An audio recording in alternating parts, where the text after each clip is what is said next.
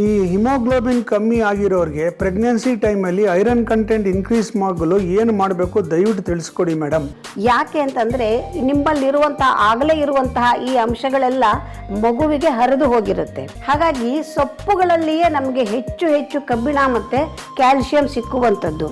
ಹಾಗಾಗಿ ಬಸಳೆ ಸೊಪ್ಪು, ಅಗಸೆ ಸೊಪ್ಪು, ನುಗ್ಗೆ ಸೊಪ್ಪು, ದಂಟಿನ ಸೊಪ್ಪು, ಅದರ ಜೊತೆಗೆ ಬೇಕಾದರೆ ಹಣ್ಣುಗಳನ್ನು ತಿನ್ನೋದು ತುಂಬ ಮುಖ್ಯ. ವಿಶೇಷವಾಗಿ ಅಂಜೂರದ ಹಣ್ಣು. ಸಾಧಾರಣ ಈ ಖರ್ಜೂರದಲ್ಲಿ ಕಬ್ಬಿಣ ಮತ್ತು ಕ್ಯಾಲ್ಶಿಯಂ ಎಲ್ಲ ತುಂಬ ಇರುತ್ತೆ, ಆದರೆ ಖರ್ಜೂರ ತುಂಬ ಉಷ್ಣ ಆಗುತ್ತೆ.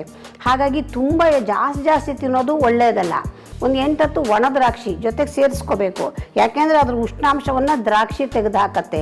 ಇವು ಮೂರರ ಕಾಂಬಿನೇಷನಲ್ಲಿ ಬೇಕಾದರೆ ತೆಗೆದುಕೊಳ್ಬಹುದು. ಬೇಕಾದಷ್ಟು ಕಬ್ಬಿಣದ ಅಂಶ ಸಿಕ್ಕತ್ತೆ, ಅದನ್ನು ತಿನ್ನಬೇಕಷ್ಟೇ. ಅಷ್ಟು ಮಾಡ್ತಾ ಬನ್ನಿ, ನಿಮ್ಮ ಸಮಸ್ಯೆ ಪರಿಹಾರ.